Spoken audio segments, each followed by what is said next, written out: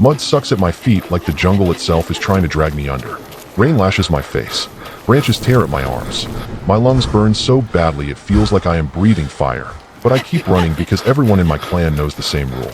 When the surface beasts hunt you, you run, you hide. And if the gods are kind, someone slower gets caught first. Aren, faster, my father screams. His voice cracks through the rain. My mother is ahead of me, clutching my little sister against her chest, her bare feet slipping over roots and wet stone. My older brother shoves me from behind, not gently, not lovingly, but desperately, like if I fall, he already knows he won't be able to save me. Move, he shouts. Aren, move. I try. I really try. But my legs are weak. They have always been weak. Behind us, the jungle shrieks. Not birds. Not insects. Raptors. Their calls slice through the rain like broken metal. Fast clicking sounds bounce between the trees, left and right, behind and ahead, until I can't tell how many there are anymore. The clan scatters through the giant roots in a storm of panic. Someone drops a basket of fungus. Someone else drops a spear. No one stops to pick anything up. No one turns to fight. Humans do not fight surface beasts. We survive by becoming small, by becoming quiet, by becoming lucky. A woman screams behind me. The scream ends too fast. My mother sobs, but she keeps running. My father looks back once. Only once. Then his face goes pale. Don't stop, he roars. I don't want to stop. But my body betrays me. My foot catches on a root hidden beneath the mud, and the world flips sideways. I hit the ground hard. Wet dirt fills my mouth. Pain bursts through my ribs. For one horrible second, all I can hear is my own heartbeat. Then the clicking stops. The jungle goes silent. I lift my head. A raptor steps out between the trees. It is taller than any man in our clan. Rain slides over its dark, armored scales. Its sickle claws flex in the mud, slow and patient, like it already knows I am too weak to escape. Its yellow eyes lock onto mine. My hands shake. My throat closes. I want to scream. I want my father. I want my mother. I want the earth to open up and swallow me before those teeth do. Aren, my sister cries. My father turns back. My brother grabs a broken branch like he might actually do something, but his arms are trembling so hard the branch nearly slips from his hands. The raptor lowers its head. My body freezes. And then, something inside me goes cold. The panic vanishes. My breathing slows. The rain is still falling. My family is still screaming. The beast is still in front of me. But my thoughts are no longer scattered. They sharpen. Where am I? The question appears in my mind like a blade being drawn. Whose body is this? My fingers twitch in the mud. Too small. Too thin. Weak grip strength. Malnourished. Adolescent frame. Elevated heart rate. Injured ribs. Why am I running? A flash of another world tears through my skull. Gunfire in the dark. Smoke over concrete. Men shouting through broken radios. Blood in the snow. A flag patch covered in dirt. And me? No, not me. Colonel Ronan Cross. A soldier who died with his back against a wall, still holding the line. The raptor lunges. My father screams. And a cold blue screen unfolds before my eyes. Tactical Armory System activated. Host, Ronan Cross. Current body, Aren Veyr. World classification, Primal Death Zone. Species status, human, prey rank. Mission objective, survive. Prey rank. I stare at those words. For a moment, I understand everything. This body belongs to a boy raised to run. This clan has been trained to hide. This world has taught humans to lower their heads, crawl beneath the dirt, and pray the monsters eat someone else.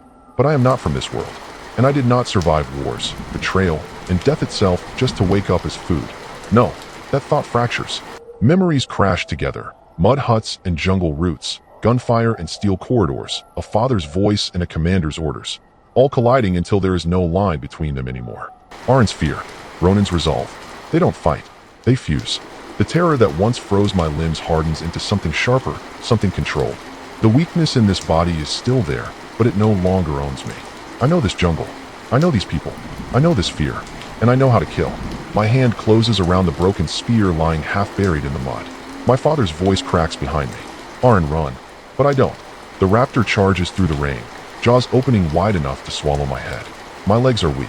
My arms are thin. This body is terrified. But my mind is not. Something colder, harder, older rises up from the depths of my soul. Something that has crawled through hell and walked out alive. I lower my stance. I angle the spear. I watch the beast's weight shift onto its front leg. Every movement slows. Every detail sharpens. This isn't my first battlefield. It won't be my last. For the first time since this body was born, I stop running. The rain hammers down. The jungle holds its breath. And I smile. Because this world made a mistake. It thought I was prey. But I am Ronan fucking Cross. Veteran. Commander. A man who has survived wars that would break gods. And tonight, the raptors learn what it means to hunt the wrong target. The raptor lunged. No warning. No hesitation. Just a black blur tearing through the rain like a nightmare with claws. Mud exploded. Air snapped. Jaws opened wide enough to delete a human head in one bite. Everyone froze. Because to them, that was death. But to me, that was information. Shoulder dips first. Front claw sinks too deep. Weight shifts forward. Commitment. And the moment it commits, that's when it loses. I moved. Not fast. Not flashy. Just precise. My body screamed like it was filing a complaint with the universe, but I slid sideways anyway. The broken spear scraped against my palms. Snap. The raptor's jaws slammed shut where my head used to be. Missed. And now, it couldn't stop. Momentum dragged its entire body past me like a runaway train that forgot brakes exist. Big mistake. Predators don't get second chances. I twisted, dropped my center, and drove the broken spear upward, right under the jaw, into the one soft gap its armor forgot to cover. Boom. The impact shot through my arms like lightning, trying to escape my bones. The raptor slammed into the mud beside me. Water exploded. Dirt blasted outward. The ground literally shook like it just witnessed something illegal. Then, silence. The beast stopped moving, and the jungle held its breath. No screams, no cheers, just dozens of starving humans staring like their brains had officially disconnected from reality. Because standing there was me, Aren Veyr, the weakest kid in the clan, the one who trips over air, the one everyone mentally labeled future snack, now standing over a dead surface beast like. Yeah, that just happened. My arms trembled, my legs shook, but my eyes? Cold, focused, not a kid's eyes anymore. And then, crack, the second raptor burst out of the trees. Faster, sharper, angrier. Its yellow eyes locked onto my back like I owed it money. Aren, my father finally remembered how to speak. Too late. Everyone already knew how this ends. Humans run, beasts kill. That's the rule. Except, rules are just habits written by losers. The second raptor launched. I dropped. Not back. Down. Knees slammed into mud. Shoulder rolled against the first corpse. Whoosh. Claws tore through empty air above me. Missed again. The dead raptor became cover. Cover became terrain. Terrain became a weapon. I slid under its armored body, grabbed a broken spear shard, and waited. Timing. Always timing. The second raptor landed. Thud. Weight forward. Balance off. There. I stabbed the shard into the mud beside its front leg. Twisted. The ground shifted under it. The beast stumbled. Not enough to kill. Just enough to ruin its day.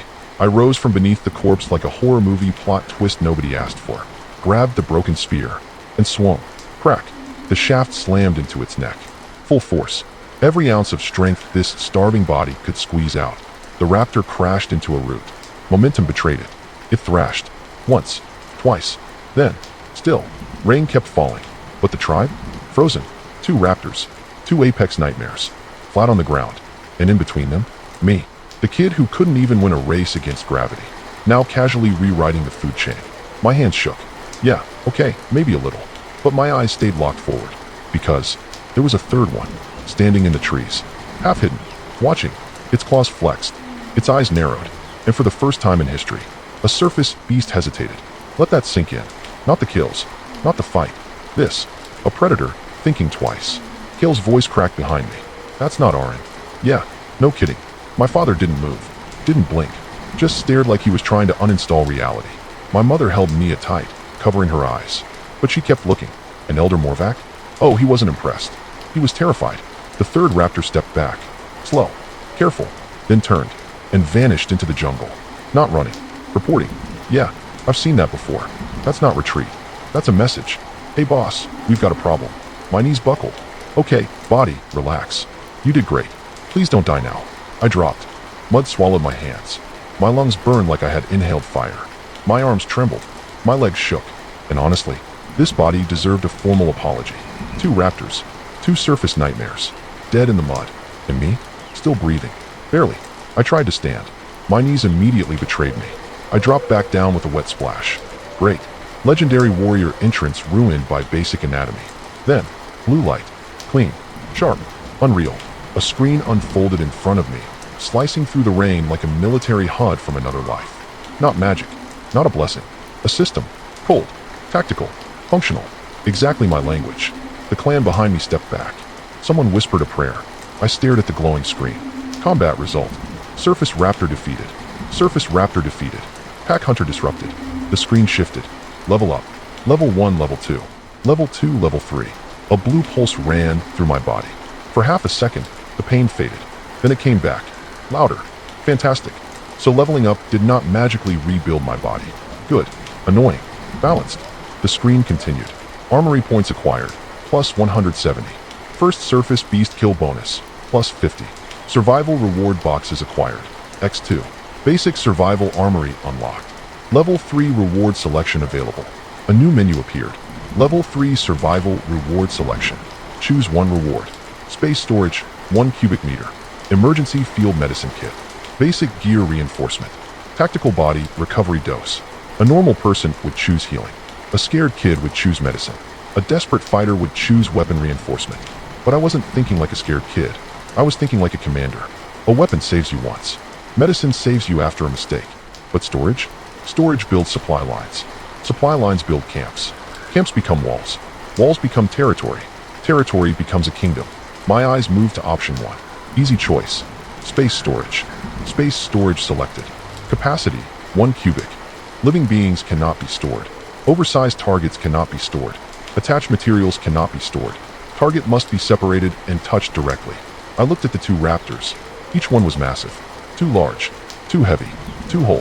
For one beautiful second, I had imagined throwing an entire monster corpse into storage like a cheat item. Reality slapped that idea into the mud. 1 cubic meter. Small. Limited. But not useless.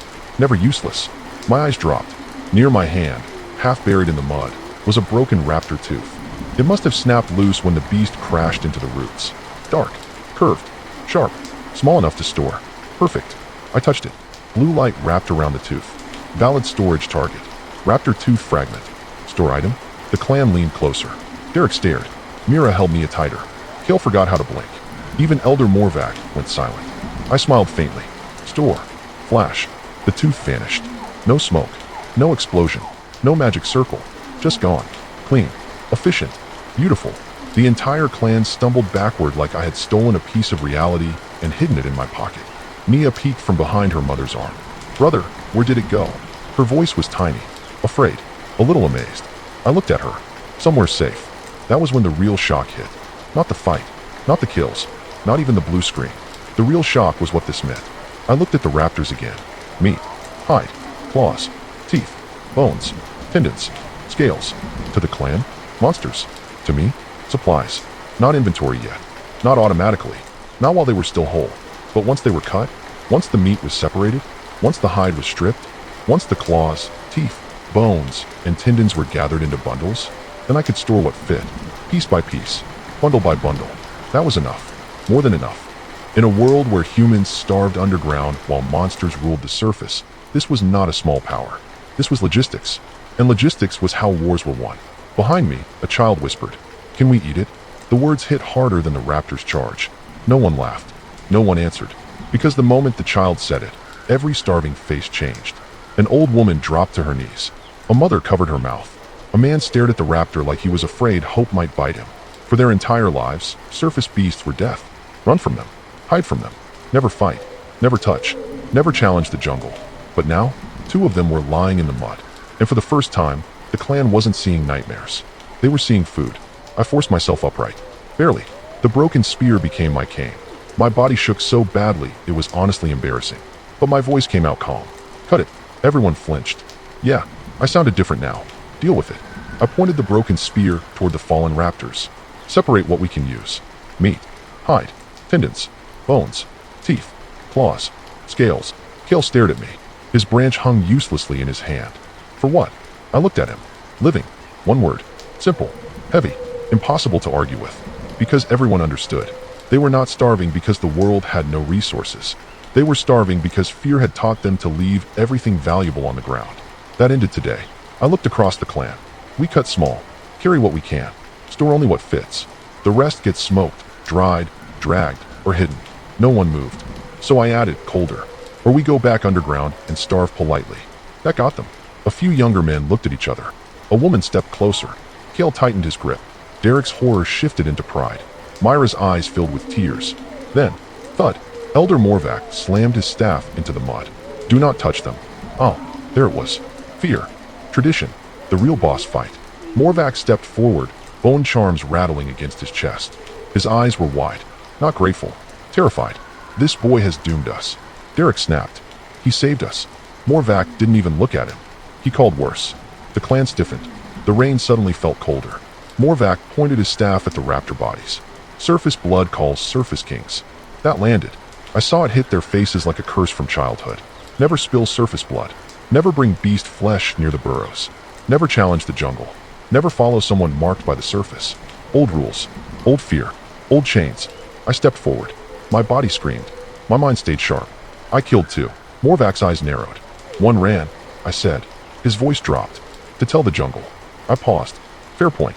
Annoyingly fair. But hiding had not exactly been working out, had it? I looked at the burrow entrance. Dark. Wet. Narrow. A hole full of starving people pretending fear was safety. Then I looked at the raptors. Food. Materials. Weapons. Shelter. A future, if we had the spine to take it. We move, I said. The clan stared. Take what we can. Find high ground. Build defenses. Morvac scoffed. Build? You think you can own the surface? I shook my head. No. Beat. I think we can survive it. Silence. Heavy. Uncomfortable. Dangerous. Morvac lifted his chin. Our safety is below. I looked at the burrow. Then at the dead raptors.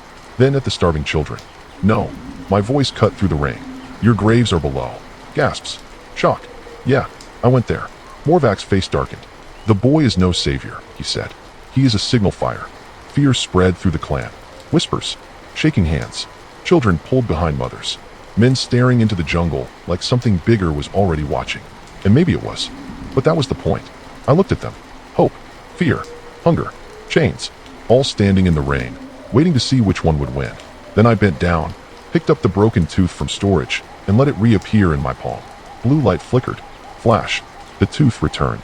The clan froze. This time, no one screamed. They just stared, because fear was still there. But now it had competition.